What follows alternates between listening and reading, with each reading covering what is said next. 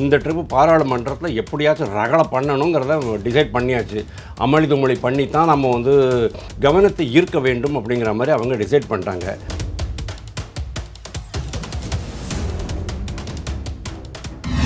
ஏன் யூட்டர்ன் அடித்தாங்க? யார் சொல்லி யூட்டர்ன் அடித்தாங்க? அந்த சூப்பர் முதல்வர். இந்த முதல்வர் ஒத்துக்கிட்டு இருக்காரு, ஆனால் சூப்பர் முதல்வர் அதுக்கு தடை பண்ணிட்டாரு.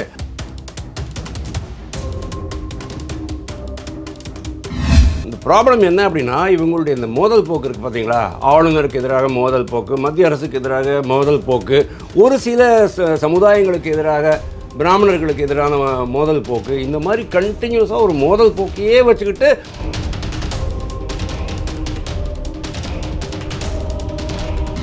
இப்போ வந்து பழைய பாஜக மாதிரி இல்லை. இப்போது மத்தியில் இருக்கிற பாரதிய ஜனதா கட்சி அரசு வாஜ்பாய் அரசு மாதிரி எல்லாம் கிடையாது. ரொம்ப சாஃப்டாக ஸ்போக்கன் பீப்புள் அதெல்லாம் ஒன்றும் கிடையாது. அதிரடியாக அடிக்கக்கூடியவங்க தான்.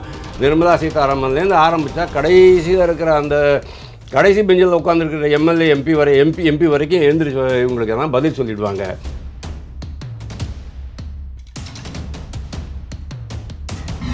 நார்த் இந்தியாவிலேருந்து வர்றவங்களெல்லாம் பானிபூரி வாலா அப்படின்னாங்க, பீடா வாயன் அப்படின்னாங்க, கக்கூஸ் கழுவுறதுக்கு வராங்க அப்படின்னு நான் சொல்லலை.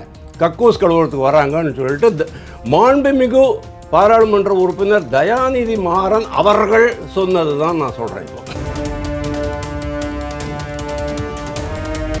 இன்றைக்கி மாடர்ன் லாங்குவேஜஸில் சமஸ்கிருதம் ஒன்று, தமிழ் இல்லை. மாடர்ன் லாங்குவேஜஸில் சமஸ்கிருதம் ஒன்று. அதனால தான் சமஸ்கிருதத்தை ஜெர்மனிலையும் அமெரிக்காலையும் நிறைய பேர் படிக்க.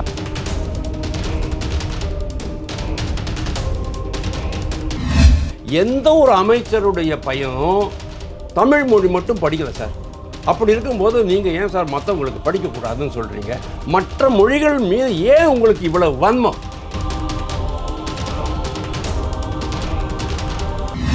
நம்ம மாண்புமிகு முதல்வருடைய வீட்டில் இருக்கிறவங்க கூட சமஸ்கிருதத்தில் தான் படிக்கிறாங்க. விஷ்ணு சஹஸ்ரநாமம் சமஸ்கிருதத்தில் தான் எழுதியிருக்கு. அவங்க தமிழில் எழுதி படிப்பாங்க. அது வேறு.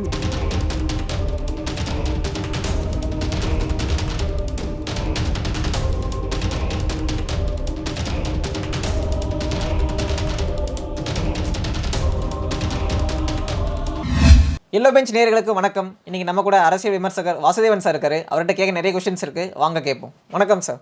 வணக்கம் அன்புதாசன். எப்படி இருக்கீங்க சார்? நல்லா இருக்கேன் சார். பார்லிமெண்ட்டில் காரசாரமான விவாதம் போயிட்டுருக்கு. நம்மளுடைய எஜுகேஷன் மினிஸ்டர் என்ன சொல்கிறாருன்னா, திமுக வந்து யூட்டர்ன் அடிச்சிட்டாங்க அப்படின்னு சொல்கிறாங்க. இந்த சைடு வந்து நாங்கள் இந்த மாதிரிலாம் நாங்கள் வந்து தமிழ்நாட்டுக்கு இருமொழி கொள்கையை தவிர எதுவும் எடுத்துக்க மாட்டோம் அப்படின்னு சொல்லிட்டு இருக்காங்க. என்ன சார் நடக்குதாங்க? தர்மேந்திர பிரதான் சொல்கிறதுக்கு முன்னால் அண்ணாமலையே சொன்னார். அண்ணாமலையே அந்த இங்கிலீஷ் வேர்டிங்கை படித்து இதுக்கு மீனிங் இப்படி தான் வருது அப்படின்னு சொன்னார். அதாவது முன்மொழி கொள்கை ஏற்றுக்கொண்டாயிடுது. அதாவது on the basis of the recommendations of the committee, அந்த கமிட்டியினுடைய பரிந்துரைப்படி நாங்கள் ஏற்றுக்கிட்டு இருக்கோம் அப்படிங்கிற மாதிரி தான் அதுக்கு மீனிங் வருதுன்னு இவர் சொல்கிறாரு, அவரும் சொல்கிறாரு. அப்போ யார் போய் சொல்கிறாங்க அப்படிங்கிறது நமக்கு தெரியாது. ஒன்று பண்ணலாம், இவங்க ஆல்ரெடி கண்டன தீர்மானங்கள்லாம் நிறைவேற்றியாச்சு. நேற்றுக்கு எம்பிஸ்னுடைய மீட்டிங்கில், அதாவது இந்த ட்ரிப்பு பாராளுமன்றத்தில் எப்படியாச்சும் ரகலை பண்ணணுங்கிறத டிசைட் பண்ணியாச்சு. அமளி துமளி பண்ணி தான் நம்ம வந்து அதாவது மற்ற மாநில முதல்வர்களுடைய மக்களுடைய கவனத்தை ஈர்க்க வேண்டும் அப்படிங்கிற மாதிரி அவங்க டிசைட் பண்ணிட்டாங்க. அதனால தான் நேற்றுக்கு இந்த கண்டன தீர்மானங்கள் நிறைவேற்றினாங்க. கண்டன தீர்மானங்கள் நிறைவேற்றி என்ன ஆக போகிறதுங்கிறதான் கேள்வி. ஆல்ரெடி இதில் வந்து மும்மொழி கொள்கையை ஏற்றுக்கொள்ள மாட்டோம்னு இவங்க சொல்கிறாங்க. நீங்கள் புதிய கல்விக் கொள்கையில் இந்த திட்டப்படி நீங்கள் செயல்பட்டீங்கன்னு சொன்னால் அதுக்கு உங்களுக்கு பணம் வரும் அப்படின்னு அவங்க சொல்கிறாங்க. மற்றபடி எந்த பணத்தையும் எந்த நிதியையுமே மத்திய அரசு ஸ்டாப் பண்ணலை. அப்படி இருக்கும்போது திருப்பியும் இதை பாராளுமன்றத்தில் எடுத்துகிட்டு போயிட்டு பேசுகிறதுக்கு என்ன அவசியம் இருந்தது? அவங்க என்ன சொல்கிறாங்க, நீங்கள் இந்த திட்டம், நீங்கள் மாடு வாங்கினீங்கன்னு சொன்னால் மாடுக்கு தீவனமாக 2000 ரூபா கொடுப்போம். நீங்கள் மாடே வாங்கலான்னு சொன்னால் உங்களுக்கு உரிமை கிடையாது. மாடு வாங்கி வச்சிருக்கிறது உங்களுடைய தகுதி. இந்த திட்டத்தில் பணம் கிடைக்கணும்னு சொன்னால் அதுக்கு ஒரு தகுதி வேணும் உங்களுக்கு. அந்த தகுதி மாடு வாங்குறது. நீங்கள் மாடே வாங்க மாட்டேன் பணம் கொடு, மெட்ரோ கட்ட மாட்டேன் பணம் கொடுன்னு சொன்னால் இப்படி கொடுப்போம் அப்படிங்கிற மாதிரி தான் அவங்க கேட்குறாங்க. சார், இப்போ என்இபியில் எடுத்துக்கிட்டால் பிஎம் ஸ்ரீன்றது ஒரு முக்கியமான ஸ்கீம். அந்த ஸ்கீமுக்குள்ளே தமிழ்நாடு கவர்மெண்ட் வந்து உள்ளே போகணுமா போகக்கூடாதான்னு பேசும்போது கமிட்டி வந்து என்ன ரெக்கமெண்டேஷன் கொடுக்குதோ அந்த ரெக்கமெண்டேஷனை பேஸ் பண்ணி நாங்கள் டிசிஷன் எடுக்கிறோம் அப்படின்னு சொல்லியிருக்காங்க. ஸோ அந்த கமிட்டி என்ன சொல்லிச்சு அவங்க அப்படின்றத நாங்கள் ரொம்ப முக்கியமான விஷயம். அந்த கமிட்டி வந்து என்இபி ஏற்றுக்க வேணாம்னு சொல்லியிருக்கு அப்படின்னு சொல்லிட்டு தமிழ்நாடு கவர்மெண்ட் சொல்கிறாங்க. அப்படின்னா அந்த கமிட்டி என்ன பரிந்துரைத்தார்கள் அப்படிங்கிறதையாவது பொது வெளியில் கொண்டு வரணுமா வேண்டாமா? அதெல்லாம் தான் அவர் சொல்கிறாரு. அவர் இன்னொரு முக்கியமாக என்ன சொன்னார்,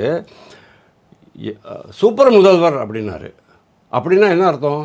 அதாவதுங்க, ஒரு கல்வித்துறை அமைச்சர் மத்தியில் உட்காந்துருக்கிறாருன்னா அவர் வந்து இன்ஃபர்மேஷன் இல்லாமல் எதையும் பேச மாட்டார். Just like that. இந்த மாதிரி டிஎம்கேக்காரங்க எம்பிஸ் பேசுகிற மாதிரி எல்லாம் வித்தவுட் இன்ஃபர்மேஷன் பேச மாட்டார். அவர்கிட்ட ஏதோ இன்ஃபர்மேஷன் இருக்குது. முதல்ல வந்து அவங்க ஒத்துக்கிட்டாங்க, அதுக்கப்புறமா யூட்டர்ன் அடித்தாங்க. ஏன் யூட்டர்ன் அடித்தாங்க? யார் சொல்லி யூட்டர்ன் அடித்தாங்க? அந்த சூப்பர் முதல்வர். இந்த முதல்வர் ஒத்துக்கிட்டு இருக்காரு, ஆனால் சூப்பர் முதல்வர் அதுக்கு தடை பண்ணிட்டாரு. அதனால இவங்க வந்து யூட்டர்ன் அடிக்கிறாங்க. திமுக சார்பாக சொல்கிறதுல முக்கியமான விஷயம் என்னென்னா, நாங்கள் வந்து ஏற்றுக்கிறோம், கன்ஃபார்ம் பண்ணவே நாங்கள் வந்து ரெக்கமெண்டேஷனுக்காக ஒரு கமிட்டி அமைக்கிறோம், அதை ரெக்கமெண்டேஷனை பொறுத்து தான் நாங்கள் சொல்கிறோன்னு சொல்லியிருக்கோம்.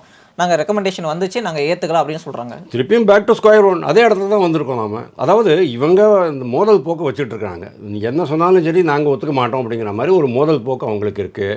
இது ரொம்ப ரொம்ப தப்பு. அப்படி ஏதாவது ஒரு கமிட்டி போட்டு பரிந்துரை செஞ்சுருக்காங்கன்னு சொன்னோன்னா பிளாக் அண்ட் ஒயிட்டில் அதை ரிலீஸ் பண்ணி தொலைங்களா, அவ்வளோதான், முடிஞ்சு போச்சுல்ல.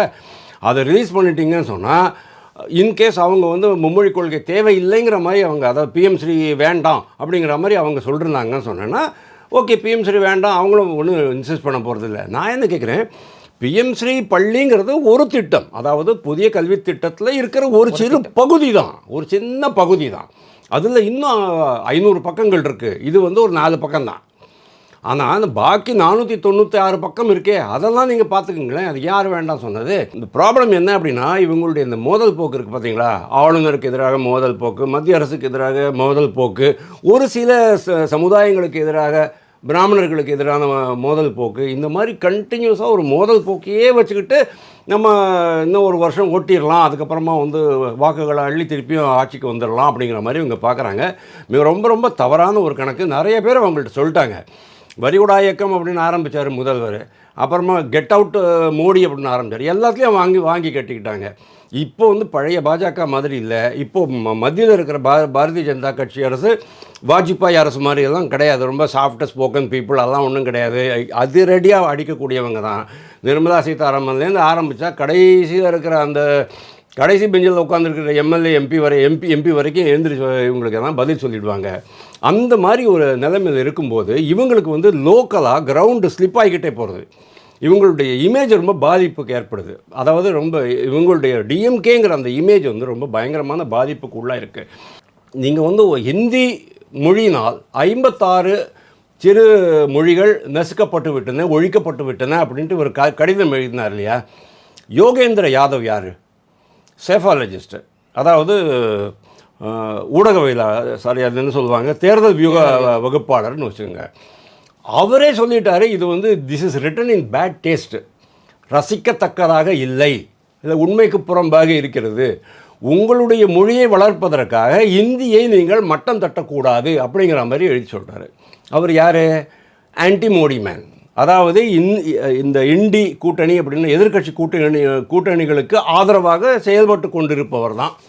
வெளிநாடுகள்லேருந்து நிறையா பணம் வருது, அதெல்லாம் வந்து கரெக்டாக அந்தந்த இடத்துலலாம் செலவு பண்ணி இவங்களுக்காக பிரச்சாரம் பண்ணக்கூடிய ஒருத்தர் தான் அவரே சொல்லியிருக்காரு. நம்ம முதல்வர் ஸ்டாலின் ஏற்கனவே பீகாரில் போயிட்டு பட்னாவில் போயிட்டு ஒரு மீட்டிங்கில் கலந்துக்க போது அந்த இடத்துல மூக்க உடைப்பட்டுக்கிட்டு வந்தார். ஞாபகம் இருக்கும் அவங்களுக்கு? இவர் ஏதோ இங்கிலீஷில் படிக்க போய் உடனே நிதிஷ்குமார் எழுந்திரிச்சு என்ன சொன்னார்?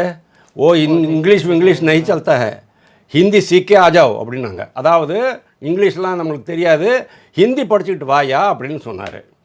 இவ்வளவு பண்ணினதுக்கப்புறம் கூட இங்கே இருக்கிறவங்க என்ன பண்ணாங்க? நார்த் இந்தியாவிலேருந்து வர்றவங்களெல்லாம் பானிபூரி வாலா அப்படின்னாங்க, பீடா வாயன் அப்படின்னாங்க, கக்கூஸ் கழுவுறதுக்கு வராங்க அப்படின்னு நான் சொல்லலை, கக்கூஸ் கழுவுறதுக்கு வராங்கன்னு சொல்லிட்டு மாண்புமிகு பாராளுமன்ற உறுப்பினர் தயாநிதி மாறன் அவர்கள் சொன்னது தான் நான் சொல்கிறேன். இப்போ அந்த அளவுக்கு கேவலமாக நீங்கள் பேசும்போது மினிஸ்டர் நாகரிகம் இல்லைன்னு சொன்னால் என்ன தப்பு? செருப்பால் அடிப்பாங்க, ஆளுநரை செருப்பால் அடிப்பாங்கன்னு சொல்லிட்டு துணை முதல்வர் ஒரு ட்ரிப் சொல்லியிருக்கிறாரு. அவர் வந்து அமைச்சராக இருக்கும்போது சொல்லலாமா? உங்கள் அப்பா வீட்டு பணமா அப்படின்னு சொல்லிட்டு நிதியமைச்சரை பார்த்து கேட்குற அளவுக்கு நீங்கள் வந்து நாகரிகம் இல்லாமல் பேசும்போது மத்திய அமைச்சர் சொன்னதில் என்ன தப்பு இருக்குது அப்படின்ற நம்மளை கேட்குறாரு. அவ்வளோ சார். இப்போ மத்திய அமைச்சர் சொல்லும் போது என்ன சொன்னாங்கன்னா, திமுகவோட கொள்கையால் இவங்க வந்து தமிழ்நாட்டு மாணவர்களுக்கு 5000 கோடி இழப்பு ஏற்பட போகுது அப்படின்னு ஒரு முக்கியமான சொல்லியிருக்காரு. இதில் $2,500 கோடின்றது 2018 வந்த சமங்க சிஸ்டா அபியான், அதாவது எஸ்எஸ்ஏ சிஸ்டத்துக்கு கீழே வர 2,500 கோடி. சமகிர சிக்ஷா அபியான். அதுக்கு அடுத்து 2,500 கோடி தான் பிஎம் ஸ்ரீ கீழே வரும்போது. அப்படின்னும் போது என்இபிக்கு முன்னாடி இருக்கிற சிஸ்டம்க்கு 2,500 கொடுக்குறோம்ல, அதையும் எப்படி நாங்கள் தடுப்போம் அப்படின்னு அவரால் சொல்ல முடியும்? இல்லை, ஐ திங்க் இந்த இஷ்யூவை யாரும் சரியாக புரிஞ்சுக்கல அப்படின்னு நான் நினைக்கிறேன். சர்வசிக்ஷா அபியான்ங்கிறது ஒன்று கிடையாது. முதல்ல வந்து சர்வசிக்ஷா அபியான் இருந்தது, அதை வந்து சமகிர சிக்ஷா அபியான் அப்படின்னு மாற்றிருக்காங்க. அது வந்து ஒரு பெரிய திட்டம். அந்த திட்டத்துக்குள்ளே சின்ன சின்ன திட்டங்கள்லாம் இருக்கும். அதுதான் உங்களுக்கு வந்து பிஎம் ஸ்ரீ பள்ளிகள் அப்படிங்கிறது. பிஎம் ஸ்ரீ பள்ளிகள் மாதிரியே நிறையா பள்ளிகள் இருக்குது. இப்போது நவோதயா இருக்குது, கேந்திர வித்யாலயா இருக்குது, சிபிஎஸ்சி, ஐசிஎஸ்சி. ரொம்ப லேட்டாக வந்த ஸ்கீம் தானே சார்? ஆமாம், அது லேட்டாக வந்த ஸ்கீம் தான். அவர் சர்வசிக்ஷா அபியானில் எந்த திட்டத்தினுடைய ஃபண்ட்ஸு இவங்களுக்கு வரல அப்படிங்கிறது எனக்கு தெரியாது. அது இன்கேஸ் இவங்க அதுக்கு ஒத்துக்கலை அப்படின்னு சொன்னோன்னா அந்த இதுவும் வரப்போகிறது இல்லை. ஆனால் சமகிர சிக்ஷா அபியானில் இருக்கிற மற்ற திட்டங்களுக்கான பணம் இவங்களுக்கு வந்துக்கிட்டு தான் இருக்குது. மொத்தமாக 5,000 கோடி ரூபா வரல, அவ்வளோதான். 5,000 கோடி ரூபாய்க்கு இந்த திட்டங்களில் நீங்கள் மெமோராண்டம் ஆஃப் அண்டர்ஸ்டாண்டிங் போட்டிங்கன்னு சொன்னால் வரும் அப்படிங்கிறாரு. இதில் எந்த தப்பும் இருக்கிற மாதிரி தெரியல. சரி, இப்போது 2 ஸ்கீம் இருக்குது, பிஎம் ஸ்ரீ இருக்குது, எஸ்எஸ்ஏ இருக்குது. அப்படின்னும் போது பிஎம் ஸ்ரீக்கு 2,500. பிஎம் ஸ்ரீ எஸ்எஸ்ஏ 2 செப்பரேட் கிடையாது. PM Shri subsumed in SSA.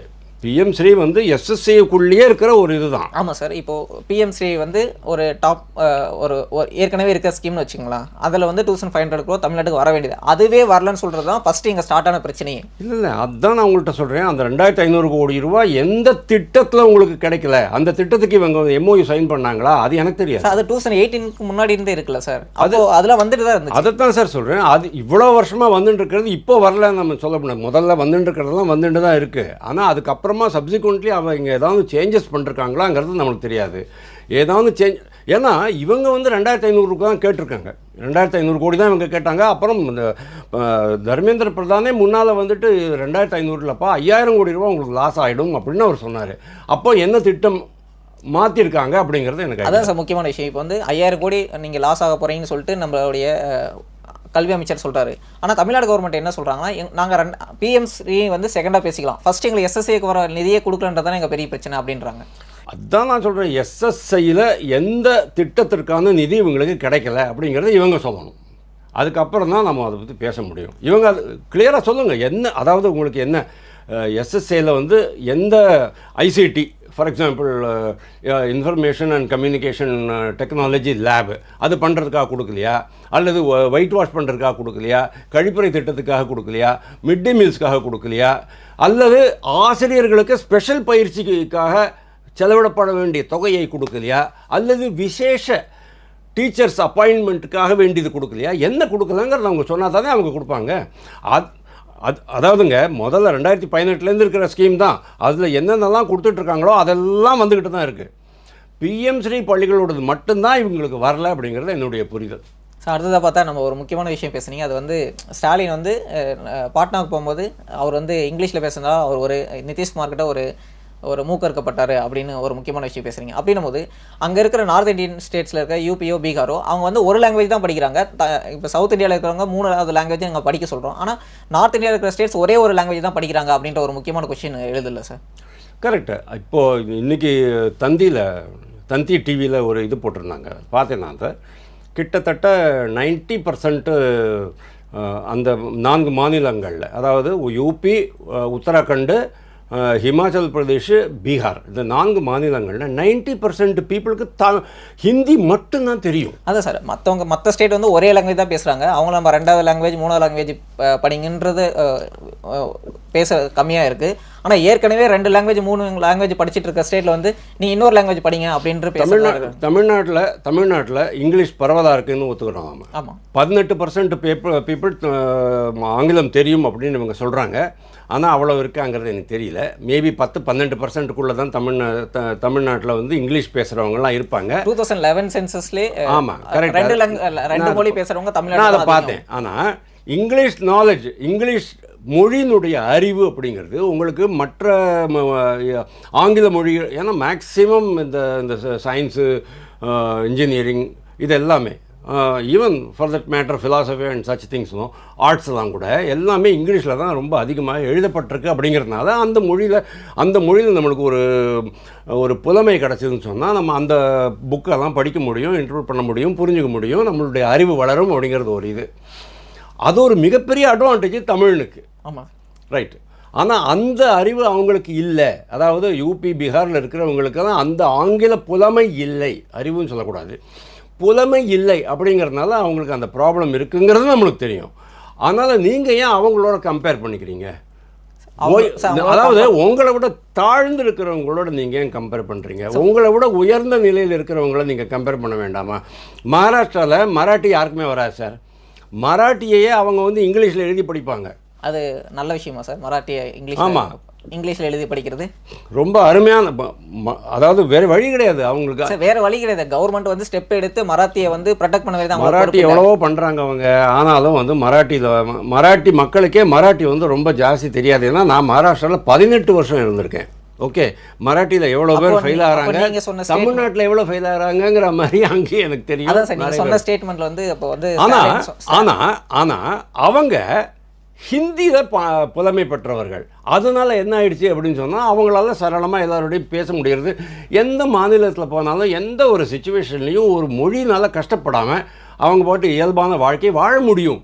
அப்படிங்கும்போது நீங்கள் தமிழ் மட்டும் படித்தா போகிறோம் அப்படின்னு சொன்னால், நான் சொல்கிறேன் சார், இன்றைக்கி அன்பில் மகேஷ் பொய்யாமொழி சொல்லிருக்காரு, தமிழ் மட்டுமே படித்து ஐஎஸ்ஆர்ஓவில் வந்து இன்ஜினியராக இருக்கிறாங்க. அதெல்லாம் இல்லை. அதனால் ஒரு அடிஷ்னல் லாங்குவேஜ் நீங்கள் படிச்சிங்கன்னு சொன்னால் ஒன்றும் கெட்டு போகாது. நீங்கள் வந்து எவன் படிக்கலையோ அவன் கூட நீங்கள் போட்டி போடக்கூடாது. நீங்கள் வந்து 8வது ரேங்க் பையன் வந்து 34வது ரேங்கோட போட்டி போடக்கூடாது. 8வது ரேங்க் பையன் வந்து 1வது ரேங்க்கு 2வது ரேங்கில் இருக்கிற பையன் கூட தான் போட்டி போட்டு அவன் இடத்துக்கு நம்ம போக முடியுமான்னு நீங்கள் பார்க்கணும். இன்னொரு விஷயம் சொல்கிறேன், பீகாரில் நீங்கள் வந்து இங்கிலீஷ் நாலேஜ் இல்லை அப்படின்னு நீங்கள் சொல்கிறீங்க, கரெக்டு தான், எனக்கும் தெரியும் அது. ஆனால் மேக்ஸிமம் ஐஏஎஸ் ஆஸ்பிரண்ட்ஸு பீகார்லேருந்து தான் வர்றாங்க. மேக்ஸிமம் ஐஏஎஸ் செலக்ட் பண்ணுறாங்கல்ல, ஐஏஎஸில் செலெக்ஷன் ஆகுறாங்கல்ல, அவங்கெல்லாம் பீகார்காரங்க தான் ஒரு காலத்தில், அதாவது ஒரு 10 வருஷம் முன்னால் வரைக்கும். இப்போ வந்து மற்ற மாநிலங்கள்லேருந்து ஐஏஎஸ் ஆஸ்பிரண்ட்ஸ் வர ஆரம்பிச்சிருச்சு. சார் இப்போ ரொம்ப முக்கியமான விஷயம் ஒன்று சொன்னீங்க, அதாவது மகாராஷ்டிராவில் மராத்தி நிறைய குறைஞ்சிட்டு வருது. அப்போது நம்ம சீஃப் மினிஸ்டர் சொன்ன வார்த்தை வந்து இதில் உண்மையான மாதிரி தானே தெரியுது. ஏன்னா அங்கே இருக்கிற லோக்கல் மக்கள் அந்த லோக்கல் லாங்குவேஜை அதிகமாக பயன்படுத்துறதை குறைச்சிட்டு ஹிந்தி பயன்படுத்துகிறாங்க அப்படின்ற ஒரு முக்கியமான விஷயத்தை அங்கே சொல்லுதில்ல. மகாராஷ்டிராவில் மட்டும் இல்லை, நம்ம முதல்வர் சொன்ன மாதிரி மைத்திலி இல்லை, போஜ்பூரி இல்லை, அந்த மாதிரி சில, அதாவது டயலக்ட் இல்லாத, அதாவது எழுத்து வடிவம் இல்லாத சில இதெல்லாம் மறைஞ்சிருக்குது. Punjabi to some extent manage பண்ணிகிட்ருக்குறாங்க. ஏன்னா பஞ்சாபிக்கு லிபி இருக்குது, ஹரியானாவிக்கு லிபி இருக்காங்கிறது தெரியல, கொஞ்சம் டவுட்டு தான். டோக்ராக்கெல்லாம் லிபி கிடையாது. ராஜஸ்தானிலையும் அதிகமான ஷோஸ் ஹிந்தி எல்லாமே. ஆமாம், அவங்க எல்லாமே மொத்தமாகவே ஹிந்தி தான் படிக்கிறாங்க. ஏன்னா ஒரு பெரிய ஒரு இதுவாக, அதாவது ஒரு ஹோமோஜீனியஸ் ஏரியாவாக தான் நம்ம அதை பார்க்குறோம் பிகாஸ் ஆஃப் ஹிந்தி. தமிழ்நாடு மட்டும்தான் வந்து கொஞ்சம் டிஃப்ரெண்ட்டாக இருக்குது. கேரளாவில் கூட ஹிந்தி பேசுகிறவங்க இருக்கிறாங்க. ஹைதராபாத் அண்ட் ஆந்திரா, தெலுங்கானா அண்ட் ஆந்திராவில் கூட அதே மாதிரி தான் இருக்குது. நார்த் கர்நாடகாவில் நீங்கள் போனீங்கன்னு சொன்னால், கர்நாடகாவில் கூட நீங்கள் பாருங்கள், கன்னடா மட்டுமே பேசக்கூடியவர்கள் இருப்பாங்க. இங்கிலீஷும் தெரியாது, தமிழும் தெரியாது. எப்படி நீங்கள் அந்த மைசூர் ரீஜனுக்கு போனீங்க, இன்டீரியர் வில்லேஜஸ்லாம் போனீங்கன்னா அப்படி தான். மகாராஷ்டிராவை பொறுத்த வரைக்கும் ரொம்ப இன்டீரியர் வில்லேஜ், இப்போ லாத்தூர், உஸ்மானாபாது, ஜால்னா, அந்த மாதிரி ஏரியாவில் அந்த மராட்வாடா பக்கம்லாம் நீங்கள் போனீங்கன்னா பியூராக மராட்டி தான். ஹிந்தி பேசினா கூட தெரியாது அவங்களுக்கு. அப்போ நான் வந்து சில மராட்டியில் சிலர்லாம் சொல்கிறதுக்கான முயற்சி பண்ண ஆரம்பிப்பேன். அதே மாதிரி அதுக்காக மராட்டி அழிஞ்சு போயிடுதுன்னு அர்த்தம் கிடையாது. அழிஞ்சதில்லை, மக்கள் பயன்பாட்டில் ஒரு மொழி பயன்பாடு தான் கொஞ்சம் கம்மியாகத்தான் செய்யும். தமிழ் பயன்பாடு கம்மியாக இருக்கு இல்லையா? இப்போது 80%லேருந்து இப்போ 78% வந்திருக்கு. அதாவது 2-4% இங்கே தமிழ்நாட்டில் தமிழ் பயன்பாடே கம்மியாகிட்டுருக்கு. அது வந்து இங்கிலீஷ் வருது அப்படின்லாம் சொன்னோன்னா ஹிந்தி வர ஆரம்பிச்சாச்சு. ஏன் ஹிந்தி வர ஆரம்பிச்சிருக்கு அப்படிங்கிறத சொல்கிறேன். வெளிநாட்டிலேருந்து வட மாநிலங்கள்லேருந்து புலம்பெயர்ந்த தொழிலாளர்கள் இங்கே எக்கச்சக்கமாக வந்தாச்சு. இப்போ அவங்கள வந்து அங்கேருந்து கூட்டிகிட்டு வரணும், உட்காந்து வைக்கணும்னு சொன்னாங்கன்னா ஆட்டோமேட்டிக்கலி ஹிந்தி பேச ஆரம்பிச்சிருவான். ஒன்றும் இல்லை, ஒரு மொபைல் கடைக்கு போய்ட்டு ரிப்பேருக்கு போனீங்க அப்படின்னு சொன்னீங்கன்னா கூட அவங்க வந்து ஏதோ சொல்லுவாங்க, இவர் ஏதோ தமிழில் சொல்லுவார், புரிஞ்சுக்குவாங்க. அதுக்கப்புறமா ஒரு டீல் ஆகிடும். கற்றுக்குவாங்க. ஆமாம், கொஞ்சம் கொஞ்சம் அப்படி கற்றுக்க ஆரம்பிச்சிருவாங்க. அப்படி தான் கொஞ்சம் கொஞ்சமாக. அதுக்காக மொழி அழியும் அப்படின்னு நான் நினைக்கல. ஏன் அப்படின்னா தமிழ் மொழியை விட மிக அதிகமான இலக்கிய செறிவு உள்ள மொழி உலகத்தில் எதுவுமே கிடையாது. You take it from me. இங்கிலீஷில் கிடையாது. இங்கிலீஷில் கரெக்டாக ஒரு 4-5 சொல்லிடலாம். தமிழில் 100 வரைக்கும் சொன்னாலும் கூட போராது உங்களுக்கு. கண்ணதாசன் வரைக்கும் லேட்டஸ்ட்டாக, பாரதிதாசன் வரைக்கும் லேட்டஸ்ட்டாக நீங்கள் என்ன வேணாலும் சொல்லலாம். மராட்டியில் அவ்வளோ கிடையாது, ஹிந்தியில் கிடையாது, சமஸ்கிருதத்தில் ஏகப்பட்டது இருக்குது. ஏன்னா அந்த காலத்தில் அது தேவ பாஷை அப்படி சொன்னது. தேவ பாஷைன்னு சொல்லுங்கள், வேத பாஷைன்னு கூட சொல்லுங்கள். அதாவது நம்ம மொழிங்கிறது ஒரு எழுத்து வடிவம் இல்லாத காலத்திலேயே அது வந்து வாய் வார்த்தையாக சொல்லப்பட்ட மொழி அது சமஸ்கிருதம். அதில் நிறையா சோத்திரங்கள், புராணங்கள், இதிகாசங்கள், வேதங்கள் எல்லாமே சமஸ்கிருதத்தில் தான் எழுதி வச்சுட்ருக்கு. இன்றைக்கி மாடர்ன் லாங்குவேஜஸில் சமஸ்கிருதம் ஒன்று, தமிழ் இல்லை. மாடர்ன் லாங்குவேஜஸில் சமஸ்கிருதம் ஒன்று. அதனால தான் சமஸ்கிருதத்தை ஜெர்மனிலையும் அமெரிக்காலையும் நிறைய பேர் படிக்க ஆரம்பிச்சாங்க. அதுக்கு முக்கியமான காரணம் சொல்கிறது, சென்ட்ரல் கவர்மெண்ட்டோட பட்ஜெட் அலோகேஷன் அதிகமாக சான்ஸ்கிரிட்டுக்கு தான் இருக்குது. தமிழுக்கு கிடையாது. மற்ற தமிழுக்கு மட்டும் கிடையாது, மற்ற ஸ்டேட் எந்த லாங்குவேஜுக்கும் கிடையாது, ரீஜனல் லாங்குவேஜஸ்க்குமே கிடையாது. தப்பு இல்லை, மற்ற எந்த லாங்குவேஜஸுக்குமே கிடையாது. காரணம் என்ன அப்படின்னு கேட்டால், சமஸ்கிருதம் வந்து இன்றைக்கி 75,000 பேர் மட்டுமே பேசக்கூடிய ஒரு மொழியாக இருக்குது. அவ்வளோ கம்மியாக பேசுகிறாங்க. ஆனால் பட்ஜெட் அலோகேஷன் இருக்கும்போது மற்ற லாங்குவேஜஸை வந்து ஒரிஜினலாக பேசுகிற பீப்புளுக்கு நம்ம அதிகமான பட்ஜெட்டை கொடுத்தா தானே அந்த மொழி வளரும். தேவையே இல்லை. தமிழ் மொழி இதுமாதிரி வளர்கிறதுக்கு ஒன்றுமே இல்லை. தமிழ் மொழி அழியாமல் இவங்க காப்பாற்றினாலே போதும். எப்படி சார் தமிழில் வந்து பாருங்கள், 2 சுழி நாவுக்கும் 2 சுழி நாவுக்கும் 3 சுழி நாவுக்கும் வித்தியாசம் தெரியல. நாவுக்கும் அந்த தன்னகரத்துக்கும் வித்தியாசம் தெரியல. ல வித்தியாசம் தெரியல.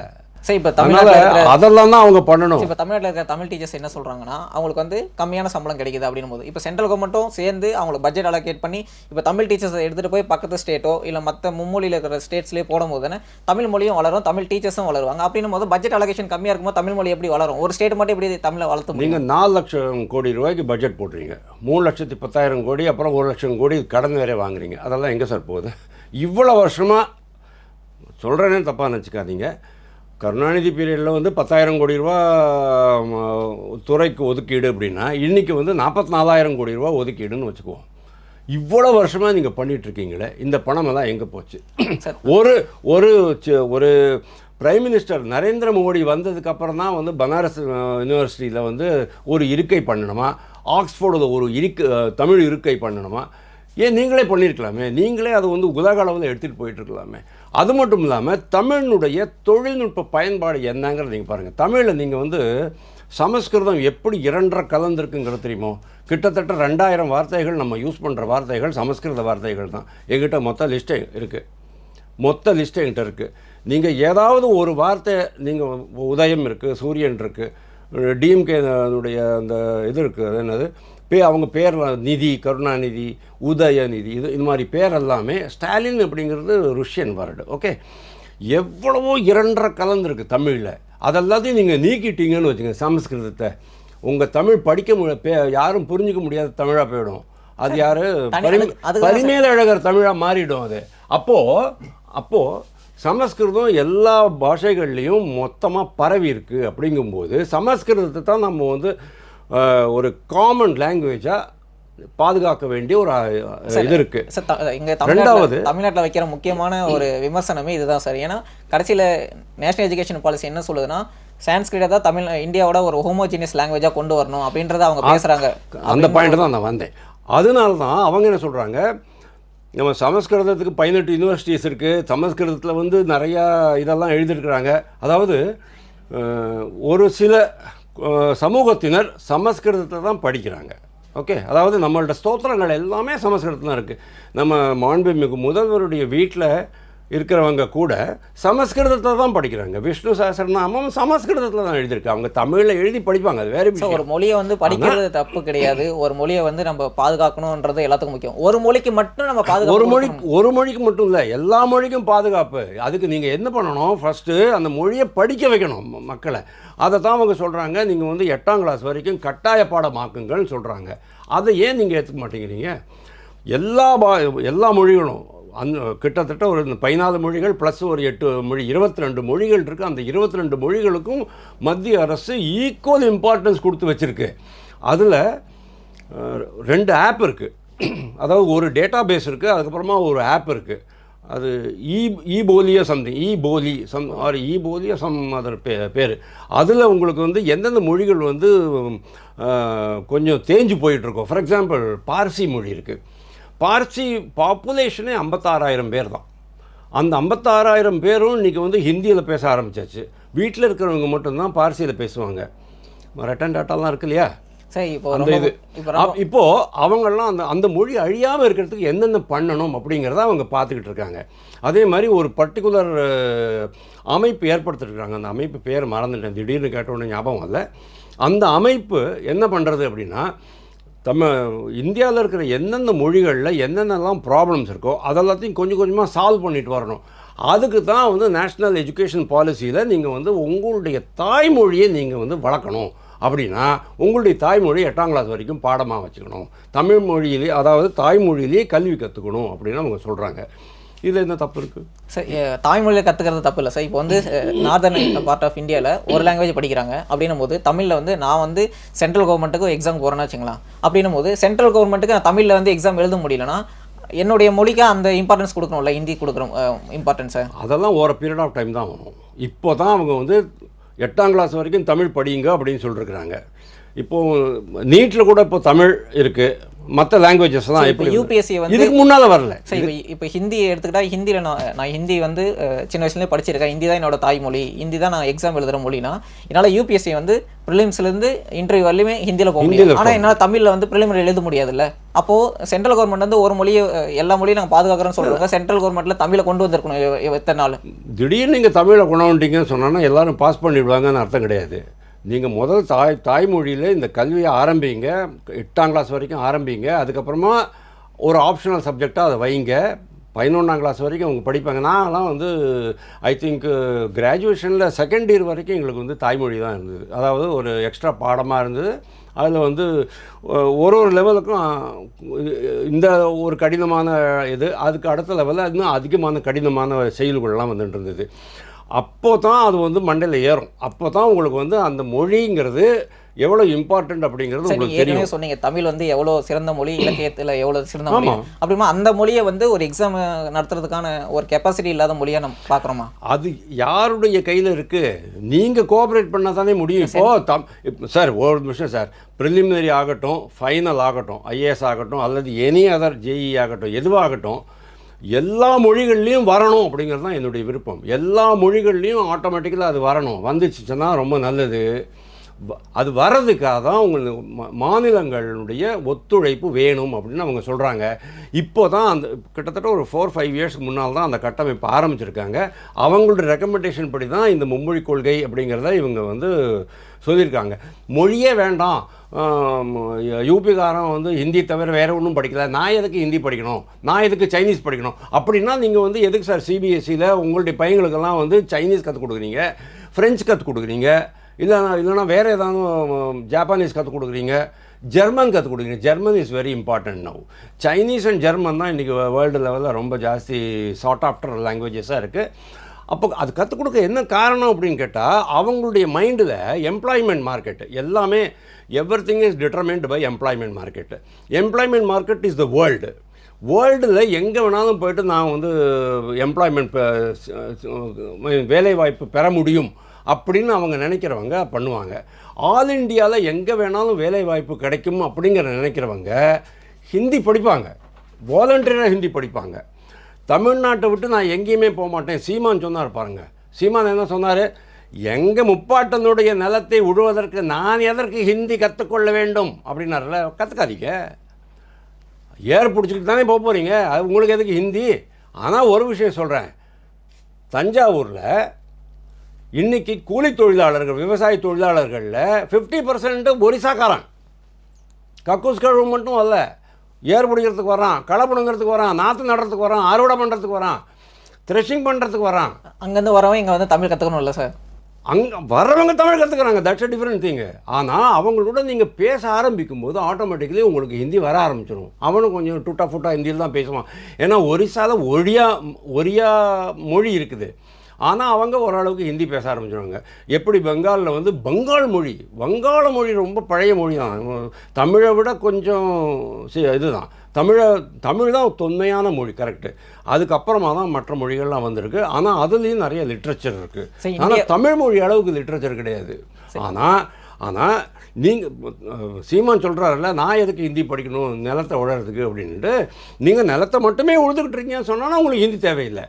நீங்கள் ஆல் இண்டியா லெவலில் நீங்கள் வேலை வாய்ப்பு தேடுறீங்க அப்படின்னு சொன்னோன்னா கண்டிப்பாக உங்களுக்கு ஹிந்தி படித்தா ஒரு அட்வான்டேஜ் இருக்கும்.